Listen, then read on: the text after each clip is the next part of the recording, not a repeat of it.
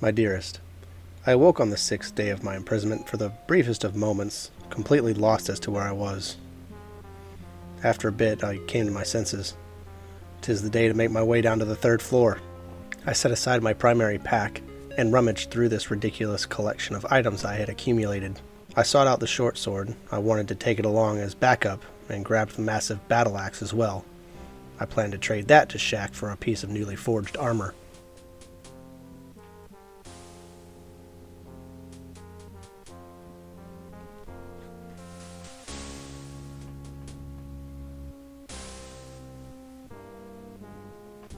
I strapped the weaponry to my pack and went about the work of emptying the extra one, dumping out everything that I didn't need or want to take down to the 3rd floor with me. By the blood of the Axiom, I don't know what compels me to keep all this nonsense. I almost never need it. If I just left it where I found it, I would be just as well off.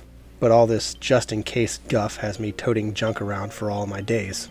And despite my recognition of my hoarding behavior, I will still find myself sorting through the swill of the abyss in closed-up rooms, struggling to decide what would be best to keep. I had packed up what I wanted, both packs full and strapped to me, feeling as if I could literally not carry one single pound more. I left my campsite behind, removing the spikes from the doors and closing them behind me.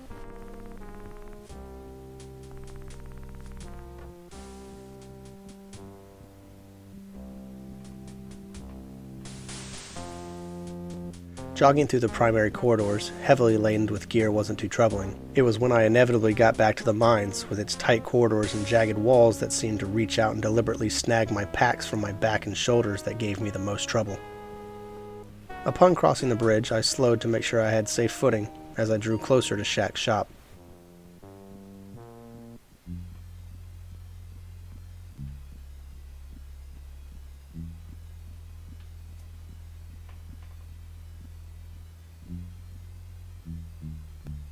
I walked through the doors and he greeted me warmly, looking up from his smith work. There ye are. 'Tis right as rain now. Well now, do you have the 5 gold pieces you owe me for the work? I rooted through the mess that were my bags, taking out 5 gold coins as payment, handing them over.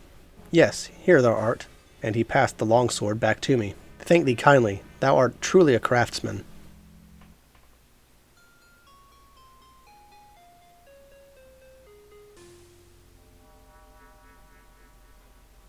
Would you be needing anything else?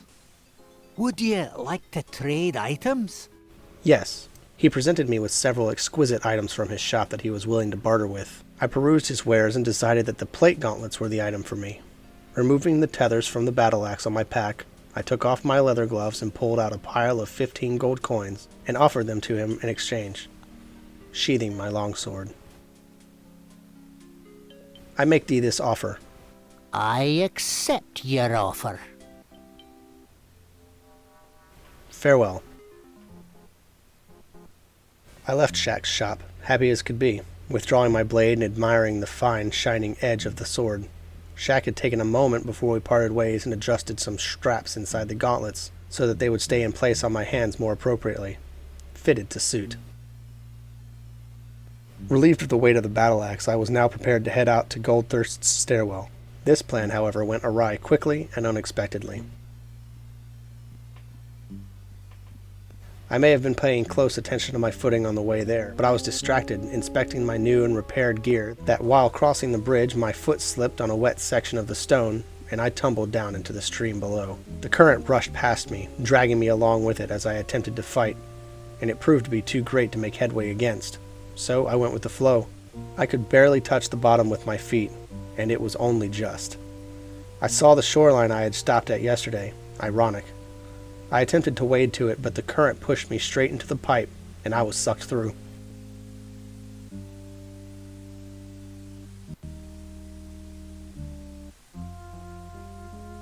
I emerged in a narrow, natural cave, leading to a small shore where it would appear someone had met their demise.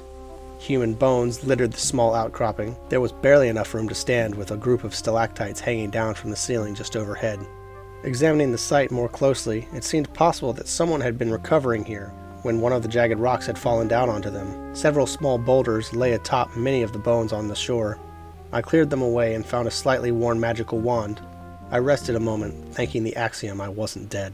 I consulted my map and found I hadn't gone too far from where I had fallen in. It was just impossible to get back upstream with the current rushing me along. My only choice was to hop back in and see where the undercurrent would take me.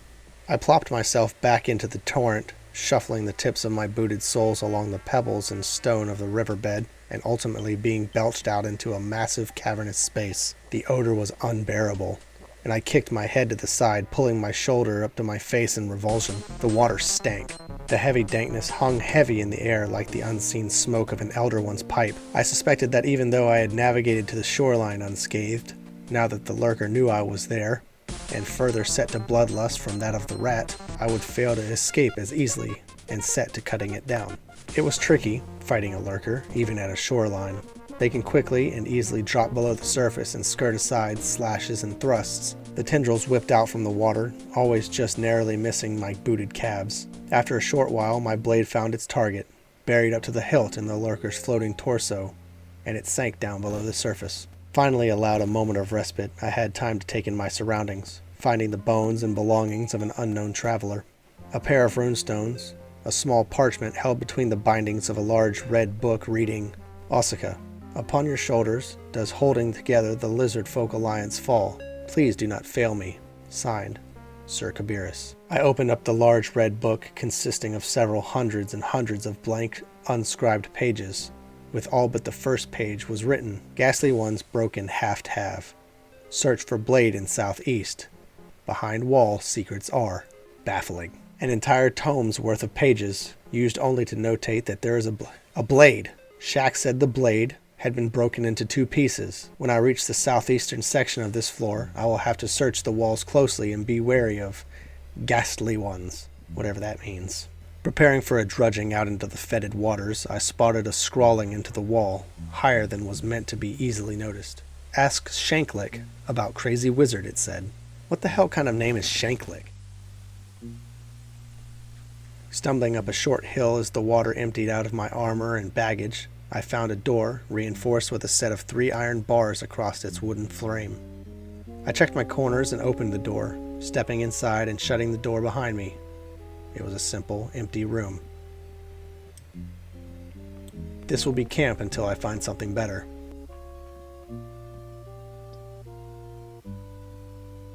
Spiking the door shut and laying down my bedroll onto the floor. It was a small room, and I was having trouble organizing my belongings in it.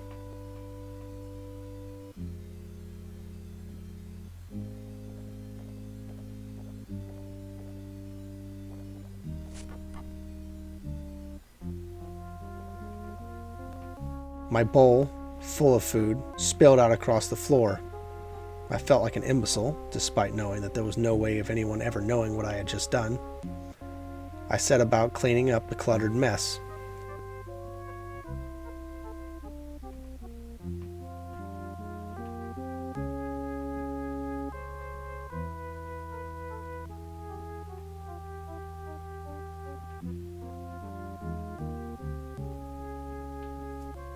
Now, I set the bowl back down on the floor next to the bedroll.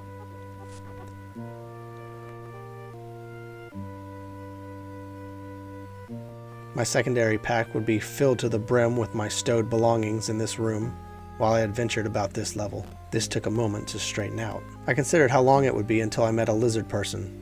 It made a certain kind of sense to meet them here in this swampy murk.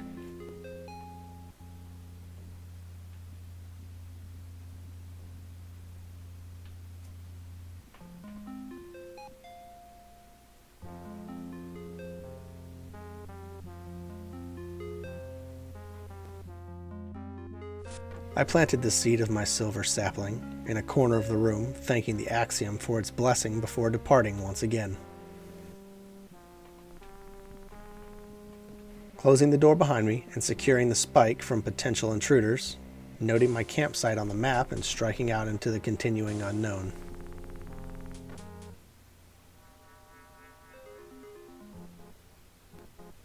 In a corridor to the left of my encampment were several doors, the first similarly reinforced to my camp room, was unlocked and opened up to reveal a large gray spider guarding fervorously the remains of a corpse, with their belongings scattered about the tiny space. The spider cowered before the might of my blade and left nothing but a bloodied smear against a wall nearby. I switched out my leather leggings for a set of chainmail leggings in serviceable condition, and grabbed up several gold coins, leaving behind a light mace and the old leather pair. Up the hall and to the right was a sturdy locked door with green moss growing along the grooves in its sculpt work. I turned back and set along the original path to find another locked door. The alley led back into the large open cavern room I had first entered it from, just as seen from a different angle. And here I met my first lizard person. Green of scale, and from what I knew of body language and normal human facial structure, appeared to be somewhat upset. Picassor. What? Tosa fit ebo orgo. Fit epa sivari. I do not understand. Goodbye. I raised my hands open in front of myself as a gesture of good faith. They weren't in any obvious way hostile to me, but I would likely need some kind of translator or human lizard dictionary if there's to be any hope of communicating effectively with their kind.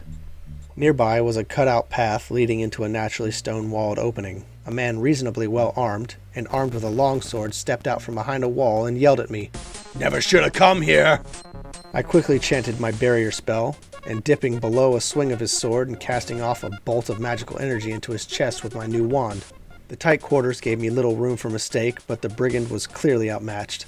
Fumbling through my parries and thrusts, being shoved back down the hallway on countless occasions. He did manage a swipe across my shoulder pauldron, nothing to concern myself with, which was quickly followed up by an upward slice, cutting his chest armor free of its tethers, leaving his blue-tinted undershirt exposed. I spun backwards away from him down the hall and fired a second bolt of magic, catching his belt and sizzling it off with little effect. With a final effort, I shoved him back, and as he stumbled, a two-handed chop severed his leg from his torso, and he collapsed onto the ground, blacking and bleeding out. I don't typically approve of banditry, but if you're going to throw the first punch, I promise you, my fallen foe, I will throw the last. After a quick exchange of gear he left behind, I spotted on a nearby wall a chiseling. Tom loves Judy. Cute. I wonder if Tom and Judy's love persisted in this place, or if it, like Sir Kabirus' dream, just fell apart with the passing time. The natural cave passage snaked and curved on for a short while, with one path leading me straight up to an iron-barred window, just like the ones I had seen on the previous 2 floors. Only now there almost seemed to be a gentle, dark orange glow just below my sightline at the crest of the stone. A warm breeze crept up and across my face as I attempted to look further down. Turning back and taking the corridors as they presented themselves, I found myself standing before an Ankh, awkwardly wedged into this incredibly confined space. On the wall was a new mantra, Ora. The mantra of unarmed combat helps the unfortunate, it said. While I'm certainly not unfortunate, I still took note of both the mantra and its location on the map.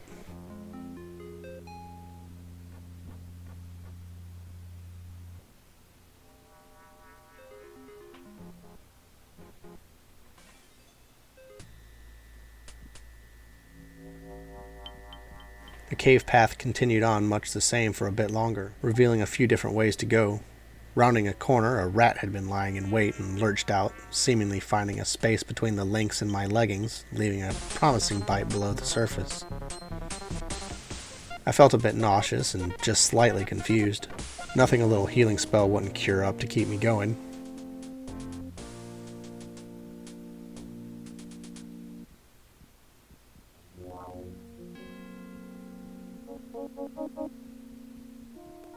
That is, until I realized it must be a little bit worse than I originally thought, because I ended up summoning some fresh food instead of healing. And despite the nausea, I knew it was time to eat something.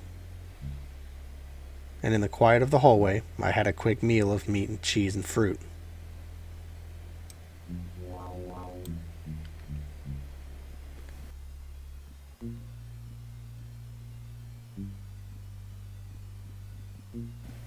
A nearby dead end with a large single lever on the wall revealed a pretty ghastly scene, as the remains of some lost soul, who appeared to have been exceptionally well equipped, lay strewn about the cramped hallway. I once again found myself strapping a battle axe to my pack to take along with me, but I assure you, I now chose to leave behind quite a bit more gear than you would typically expect me to. I did take up a second parchment tube, though, with a note inside stating, "Tried this lever many..." It seems to be a warning of some kind, but if it were a warning, they wouldn't write down only part of the note and then stick it back into the tube. I looked up and flipped the lever and looked around. Nothing. I flipped it comically several more times and still nothing. And then, I could hear a shuffling somewhere just out of sight. I drew my sword from its sheath, and a single brown rat edged its way around the corner. I cut it down as soon as it dared cast eyes upon me. What a joke. Of course, then I had realized I had actually released about 4 or 5 of the creatures, which did take me by surprise, but was no cause for alarm. The lever itself seemed to be releasing the rats, but I never figured out where from. Just then, I saw the silhouette of one of those head-deficient corpses stalking the hall just up ahead. I dashed around the corner nearby and up the hall a bit to fire a few bolts of magic energy into its chest to soften it up before using my sword. The smell of the burnt, matted, filth-crusted hair reeked and filled the hallway with a just awful pungent stank. After it was dead, I made haste away from the body, and that was a mistake I won't ever make again. After more hall exploring, I found myself at odds with a new kind of spider, some kind I had never seen before, and it naturally was immediately able to sink its fangs through small holes in my armor and cause me to feel ill again.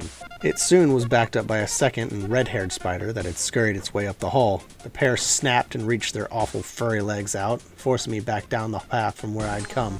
And while they were entangled with each other, an opportunity presented itself where I was able to open up their hides with 2 back-to-back slices. I felt like vomiting. That strange pale spider must have had some kind of poison in its bite. I cast a healing spell and hoped for the best. I rested for a moment on the floor and noted the lever on my map.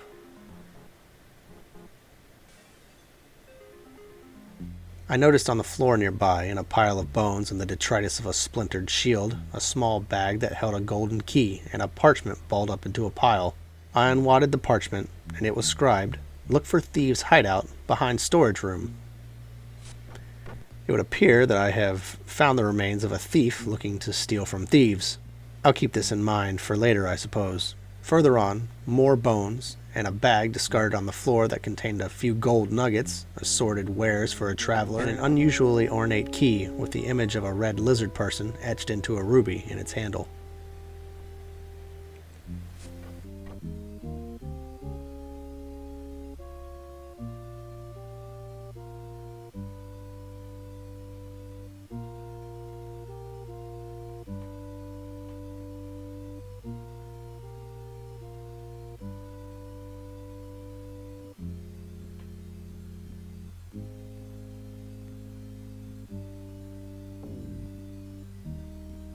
A short walk beyond the spider's lair in the opposite direction revealed a note carved into the wall stating, "Go to the very base of the abyss, then battle your way back up to find the key to your fortitude."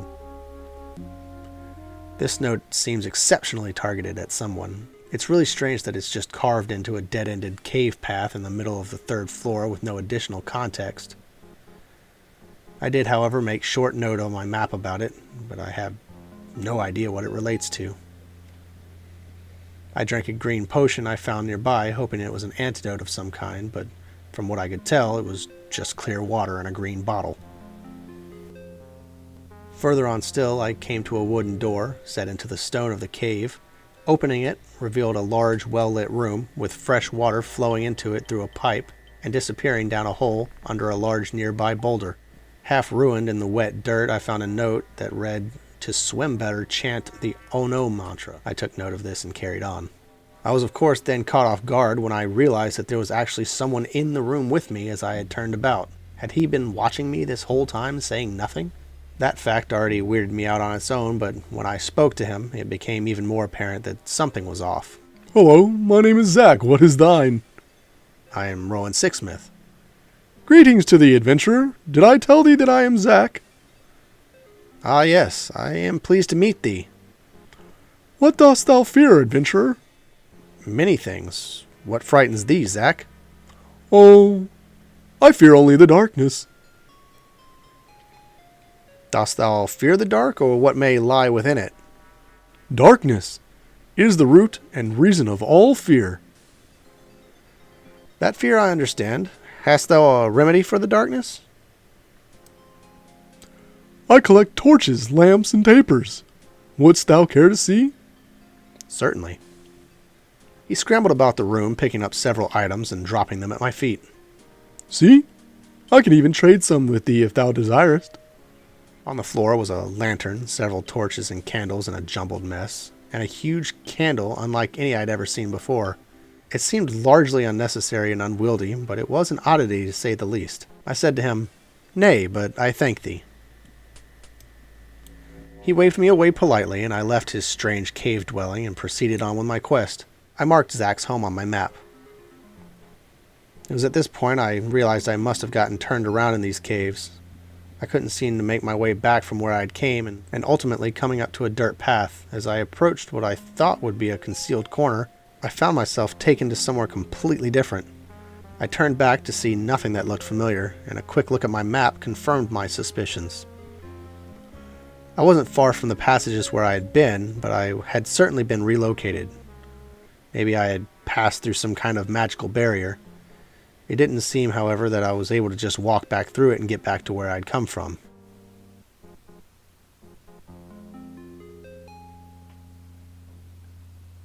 I cautiously walked along the muddy waterside in this much larger open room when I saw an opening out in the wall with water leading out from it. Perhaps if I could get up to the top of that area, I could take a moment to rest and recover. I was still a bit nauseous from the spider bite, and I leapt out into the water, which was only about ankle deep as I tread up the slope. And to my great misfortune, I'll tell you now, dearest, is where I made the single worst decision of my first natural life. A single eye peered around the corner at me, followed by a large, floating, tentacled body. A gazer now held me in this small room.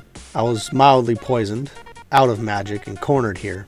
I backed away into a corner with my wand out, firing a blast into its torso. The gazer returned my bolt in kind. Its first blast of energy melted away my forearm. Its second bolt hit me in the face, and the entire world spiraled away in a red smear of darkness. My vision cleared, and suspended in the air before me appeared a silver sapling, glowing brightly into the absolute absence of life. I heard a silent, shattering snap, or a crunch, and I opened my eyes. I was alone again, sitting, laid against a wall in my camp room next to the silver sapling. I was in a panic, shuffling all around the room, spinning in circles, disbelieving the realness of it all. But I was back. I was alive, granted new life for the life I had given. The pain I felt when I died lingered heavily on my mind, but as I looked at my hands, connected once more, there was no pain, just rejuvenation. This means I may not be invincible, but it does mean that I am unstoppable.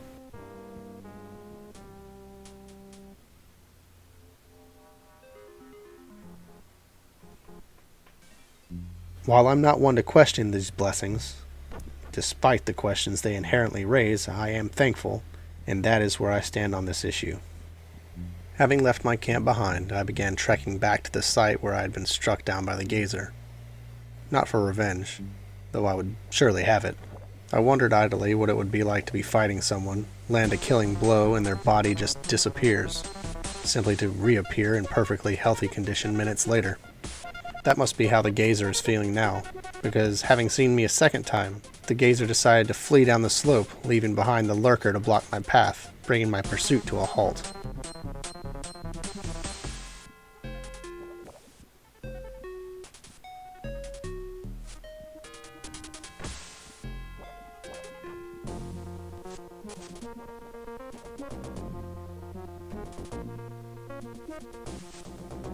I dealt with the lurker relatively easily. Its constant bobbing up and down into the water made it difficult to hit, but eventually it was dead, floating down with the current back into the larger room below. With the gazer nowhere in sight for the moment, I took a look around the room. and as I suspected, there was no evidence of my having been killed here. Not even a blood pool on the floor or against the wall. There was a raised platform with a green bottle nearby, and in the opposing corner, nearly blending in with the dirt floor, was a leather-bound book that, once again, despite having hundreds of pages, the only marking to be found was a note revealing foul as a mantra of nimbleness and tumbling, the typical skills of a well-trained acrobat. Now it was time to seek out that gazer. I tread carefully back down the slope, back out onto the muddy dirt floor, and found the creature up high in the room, attempting to remain shrouded in darkness. While it may have been out of range of my longsword, it certainly wasn't out of range of my magical arrows. I fired off several shots, one striking it and then another striking the ceiling nearby, causing a burst of chipped stone and dust to fly out into the air, forcing it down closer to the floor. Only briefly though, as it descended once again to float near the ceiling, just further and further away, despite the constant barrage of magical bolts I was unleashing in and towards it. Finally it descended to ground level, pocked with several magical burns and bleeding from undiscernible spots under its bulbous flesh. A definitive stab lanced its boil-like body through, and it exploded into a ball of dust, leaving behind no sign of itself. I wonder if that's what happened to me when I died, if I just evaporated into momentary dust and echoes. It took me a moment to remember what I was doing before I was killed, standing there at the water's edge.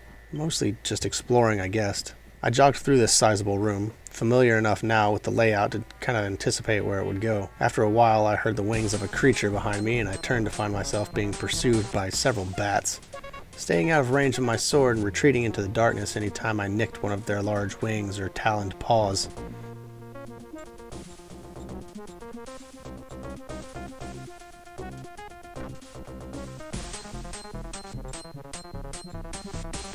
They chased me to the end of the passage, which led to a reinforced door and a new path. I jogged up the hall, and the bats decided not to follow. This room felt very deliberately crafted, and that is to say that someone cut the stone walls and laid down a stone floor here, installing in a wall nearby some kind of locking puzzle to open a nearby large rusted iron door. I fiddled with the contraption on the wall consisting of 3 buttons, so the combination couldn't be too difficult to parse out. A couple of failed attempts later, and the door swung open.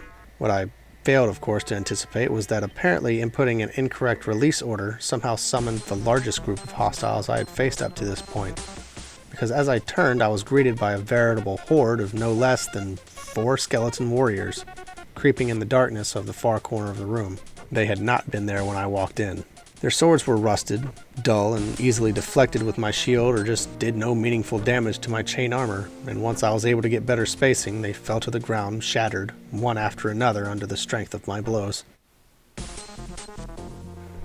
I was unsure at this point if I wanted to venture into an area that was well guarded, or if I should continue along the obvious cut stone-walled path. I preferred the latter.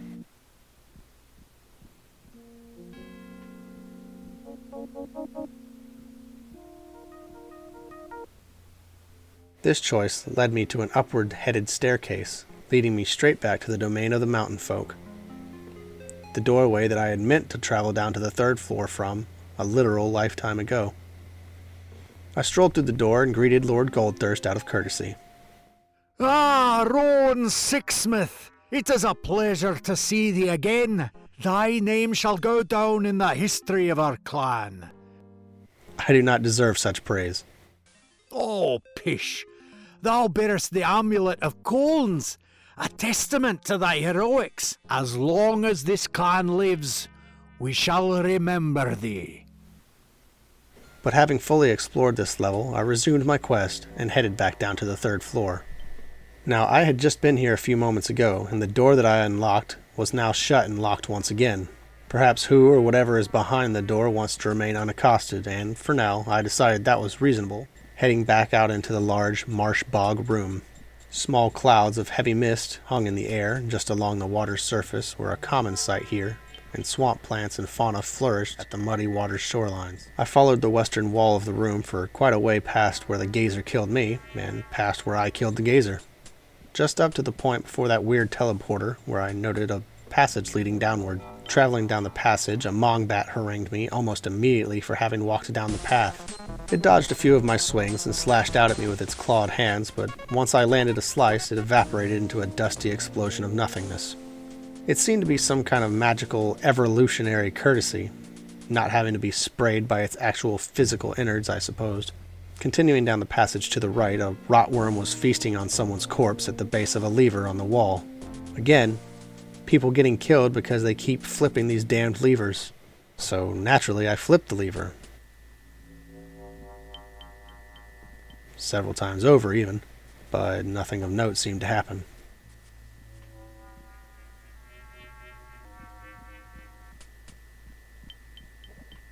I jogged back up the stone walkway, around a pair of corners, out into a larger, longer hallway, and I nearly missed a ragged scroll laying in the corner of the room. I opened it up and began mumbling the scroll out loud to myself, which must have been some kind of magical incantation, because my eyesight went to a total grayscale set, and the parchment vanished from my hands. This only left me hoping that this wasn't permanent. There were some stairs nearby that led back up to near where I fought the rogue gray goblins a few days ago. I took note of it and carried on. The passage ended at a shoreside room opening out into a pond-sized pool of water and a massive waterfall at the far end.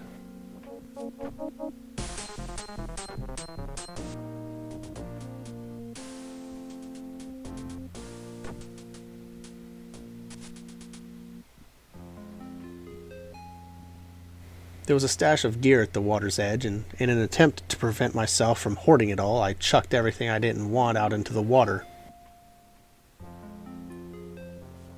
Having a quick snack of some bread from the bag that lay dry on the shore.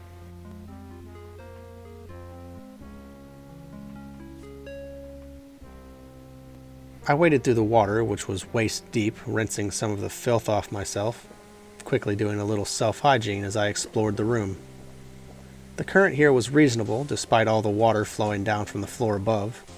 Following the current, I curved back towards the main shore and off to the left into a cave, taking a moment to strike down a lurker creeping in a small island shore out in the cave further on.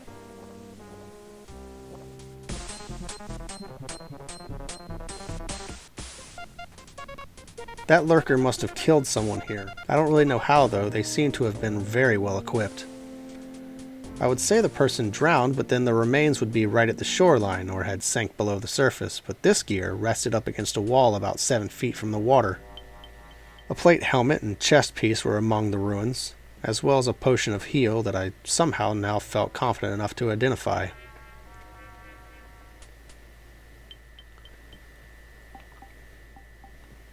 I waded back out into the water, not wanting to meet a similar demise to that of the adventurer. Though I thought that if I just drowned myself, I could get back to the camp much quicker. But I don't want to push my fate, especially when messing with life and death. I think I'll just walk back to camp to drop these things off. Perhaps I could get Shaq to have a look at them or something. I don't even know if I'll ever have the strength to wear all this stuff around for entire days at a time, but we'll have to wait and see. I followed the flow of the river around a corner, hooking back towards the area of this floor I was familiar with. I climbed ashore and the grayscale tones of my eyesight faded away and normal colors flooded back in. I opened up a door just a bit on from the shoreline and looked around, stepped in and was starting teleported away again. Now, back in the long stone hallway back near Zach's cave dwelling. I made the best of this situation, however, using the proximity of this teleport to my campsite as a reasonably quick jog away.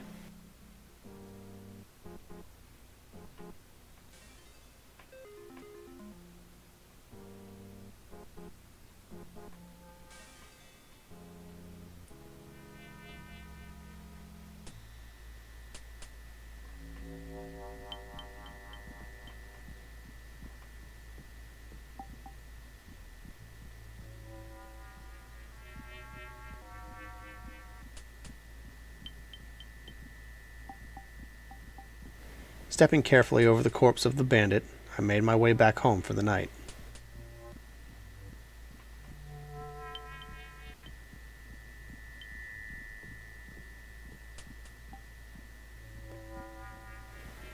Walking into the alcove, I shut the door, securing the spike behind me.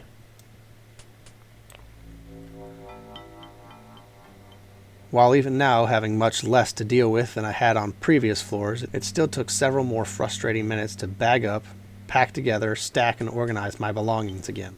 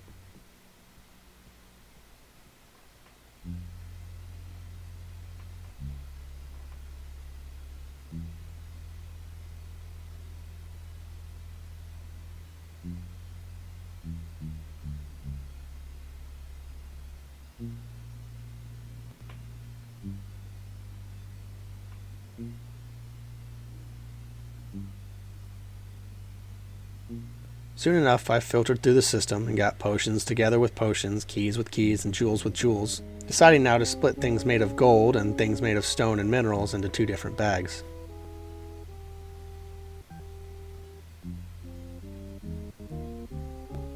I had amassed quite an unreasonable fortune here, and it's only been a few days.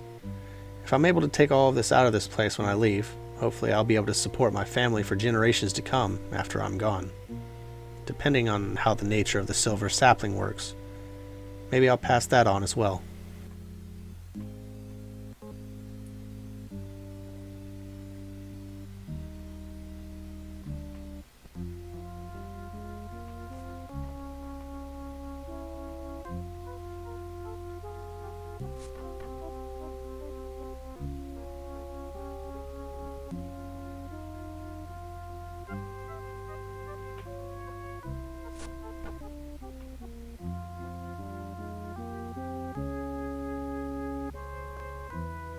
Now, with all my belongings sorted, my gear lined up neatly along the wall, I flattened out the dirt floor and picked up the bedroll.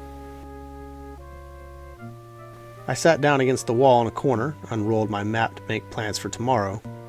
I seemed to be working my way around the perimeter of this floor, mostly consisting of large pools and water flows as far as I can tell. Tomorrow I think I'll make my way back to that puzzle door.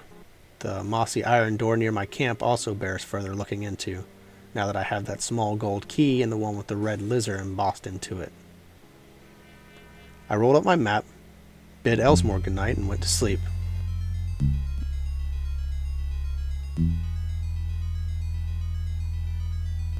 That night, I had another ghostly dream. Without the aid of, Tibble continues to. I fear it will not be.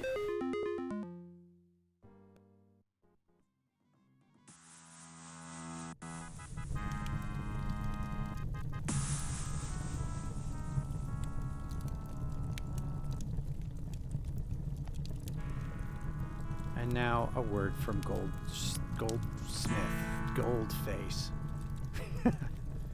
Goldthirst.